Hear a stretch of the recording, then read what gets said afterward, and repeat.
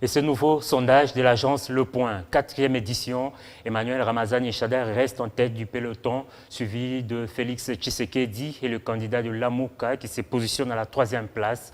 L'agence de sondage affirme s'être associée avec l'Observatoire de la gouvernance, une structure de l'Université de Kinshasa, dans cette étude. Le Point, cette structure spécialisée en sondage, est à sa 4e phase de publication de résultats des intentions de vote pour l'élection présidentielle. La particularité de cette édition est la participation de l'Observatoire de la gouvernance de l'Université de Kinshasa.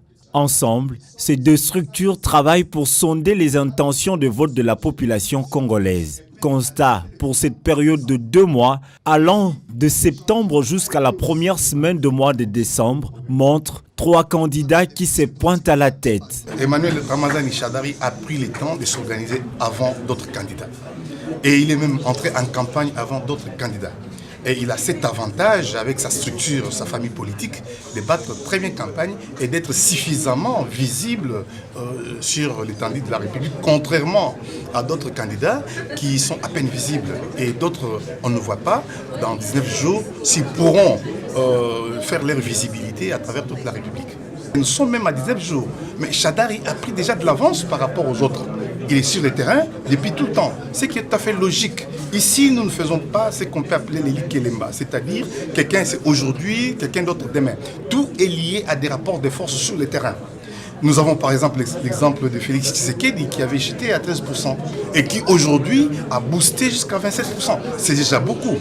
Nous ne voyons pas quelqu'un qui va travailler sur le terrain qui ne sera pas cité dans l'opinion. Et ça sera cité. Si les autres font l'effort, ils travaillent, eh bien, ils peuvent renverser la personne qui est en première position, il n'y a pas de problème. Quelles sont les motivations de la présence de l'Observatoire de la gouvernance de l'Université de Kinshasa? La réponse est donnée ici par l'un de ses membres. D'abord et avant tout des scientifiques. Et donc c'est la curiosité scientifique, la production des résultats et la production des connaissances scientifiques. Et donc pour tout scientifique, il est même un devoir d'observer la société et de rédiger les réalités par rapport à ce qui ressort de cette observation. La science n'a pas de couleurs, la science n'a pas de parti politique, la science est objective, la science est neutre. Plus que 2 semaines et quelques jours qui nous séparent de ces scrutins du 23 décembre 2018, les intentions de vote pourront-elles basculer? Qui vivra verra.